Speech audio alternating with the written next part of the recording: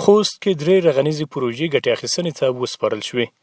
د کورنۍ چارو سرپرست وزیر ښاغلي خلیفه سراج الدین حقانی او ورسره مل پلاوي د ولایت د سفر په لړ کې د خوست نړیوال هوایي ډګر سرحدي کنډک ودانۍ، د دې ولایت سوداګرۍ او پانګونې خونې اداري ودانۍ او دغه راز د مرکز متون اړوند آزادۍ تپې پر سر یو باب جامع مسجد د پرانیستې په مراسمو کې ګډون وکړ. د خوست والي ملا بسم الله عبدالله خلیفه صاحب او مل پلاوي ته د ښه راغلاست ترڅنګ وویل اسلامي امارت د افغانانو بېشمېره سرښندنو په بدل کې رامنځته شوی او ساتنه یې د هر وګړي مسؤلیت دی.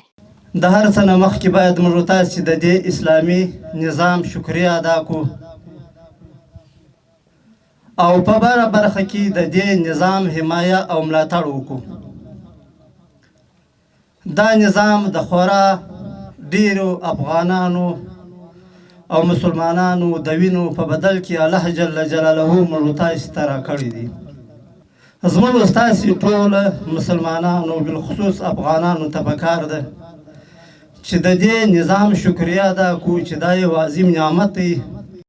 د پولساتو ځواکونو قماندان ملا شیرخان شریف له خلیفه صاحب څخه د غونډه کې د ګډون په پار مننه وکړه. الله جل جلاله دې ټول راغلیو مېلمنو ته او دوی قدمونه د الله تعالی قبول کړي، خاصتا جناب محترم خلیفه صاحب چې دلته موږ د دې قماندانۍ د ودانۍ د افتتاح لپاره تشریف راوړی، دوی ته ټولو ته خیر مقدم وایم او الله جل جلاله دې د مبارک لاس نه د افتتاح او د خیر د عافیت سبب وګرځوي.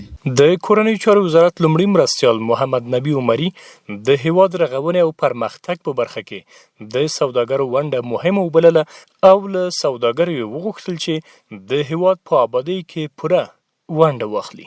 الله تعالی په خپل کتاب کې فرمایي دا خطاب موږ ته هم د خوشای تاسو ته ډیر وي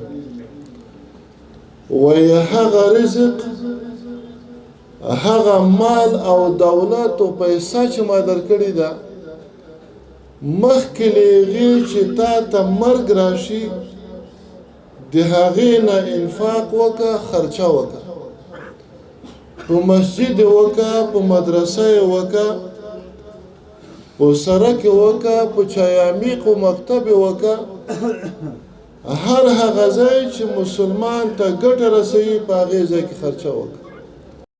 د خوست سوداګرۍ او پانګونې خونې رئیس نواب امیرزي پر ډاډمن امنیت سربیره د اسلامي امارت له لوري سوداګرو ته رامنځته شوې اسانتیاوې وستایلې او ډاډ یې ورکړ چې سوداګر به د حاکم نظام ترڅنګ د هیواد رغونې او پرمختګ په برخه کې خپلو هڅو ته دوام ورکړي. خلیفه صاحب د ناستې ته په وینا کې د هیواد په ګوټ ګوټ کې د رغنیزو چارو په ترسره کېدو خوښي وښوده او د بنسټیزو چارو ترسروی یې د اسلامي امارت لومړیتوب یاد کړ. په وینا یې افغانانو ته د هیواد د آبادۍ غوره فرصت رامنځته شوی او له نړیوالو محدودیتونو سره سره هیواد کې د ګڼو رغنیزو پروژو چارې دوام لري. ښاغلي حقانی پر خوندي امنیت سربیره سوداګرو ته د بشپړې همکارۍ ډاډ ورکړ. د خوشحالۍ ځای د الحمدلله چې په داسې کمه موده کې د بیا رغونې انکشافي پروژې په نه امکاناتو د امارت اسلامي چې کوم دی په خپله داخلي بودیجه باندې په ډېره لویه پیمانه باندې د ملي پروژې چې کومې دي وطني پروژې چې کومې دي دا ورځ تر بله د پرمختګ په حالاتو کې دلته د نن هم د خوست ولایت نړیوال هوایي میدان چې کومه قمانداني ده د سرحدي پولیسو د وزارت داخله له طرف نه د تعمیراتو لوی ریاست چې کوم دی دا قمانداني تکمیل شوي ده د په پرانستوالي او افتتاح کې دا د خوشحالۍ ځای دی چې تعمیراتي لحاظ چې کومه ده ورځ تر بلې باندې کارونه الحمدلله پیشرفت کوي. خلیفه صاحب ګاونډ پاکستان کې روان وضعیت ته په اشارې سره وویل چې د هیواد کې ستونزې له افغانستان څخه نه بلکې یاد هیواد کې دننه جوړې دي او په خبرې هر هیواد باید خپل ستونزې په خپله هوارې کړي. افغانستان ملت یو غیرتي ملت دی، هیڅ چاته یې ضرر نه دی رسولی، متجاوزین په خپل تاریخ کې نه دي ګرځېدلي، تر خپل حقوق تېر شوي نه وي خو متجاوز نه یم جوړ شوی. خو د دې سره سره چې موږ د افغانستان د امنیت د تامینولو دپاره څومره هلې ځلې په 2 کالو کې وکولې. مخدره مواد د امرین صاحب حفظه الله په امر باندې بند شول. اوله درجه مقام یې لرو په دنیا کې مخدره مواد افغانستان نن 0 درجه کې راوړل. او خارجي تهدید چې کوم افغانستان د ټولو نړیوالې دپاره یو د خطر ځای ګرځېدلی او الحمدلله نن برامن افغانستان دی. دا برخورد چې دی دغه په لوی لاس باندې یو بل بحران ته بل مشکل ته لاره جوړوي. د په خاطر موږ داسې یو چې د پاکستان سیاسي ګوندونه علما او هوښیار تجاران قومي سپین ږیري خلک چې کوم دي افغانستان خلک ته په خپل غېږ کې دی ځای ورکړی و د داسې نامشروع داسې نامناسبه برخورد نه د دی صرف نظر شي. دوی د هغه مشکلات چې دوی د موجوده حکومت امارت نه د غوښتونکي دي بیا چې کوم اقدامات شوي دي کوم کارونه شوي دي هغه د مطبوعات په باندې نه دي راغلي.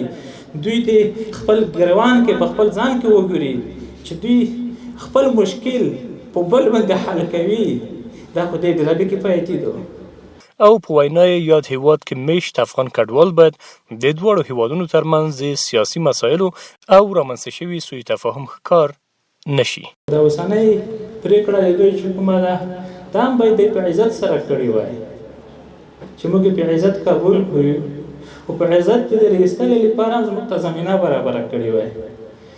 اوس دغه د 40 کالو ښېګړې چې کومې دي په دا نن برخورد باندې ټول افغانان چې کوم دي ډېر ناراضه او خفه دي. هیڅوک دا حالات نشي برداشت کولی. هغه مشکلات چې موږ د دې ترمنځ یو سوء تفاهم منځته راغلی دی د دې وړ نه دی چې موږ د بېګناه افغانان نه خبر افغانان په دې وځوروي.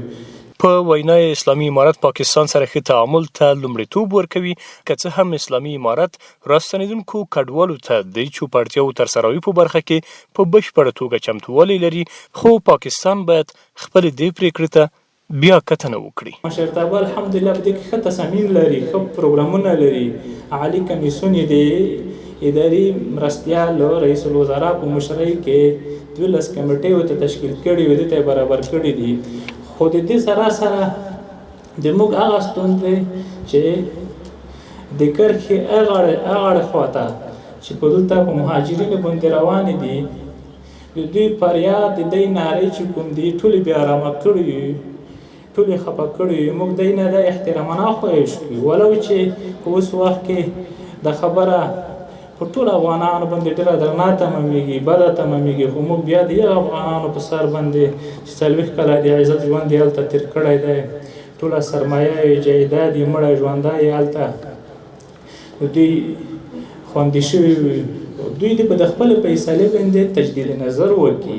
د سرپرست وزیر په خبره افغانانو یو وارث حکومت موندلی او په وینا اسلامي امارت متوازن انکشاف ته ژمن او له اسلامي او افغاني ارزښتونو ننګې لومړیتوب دی.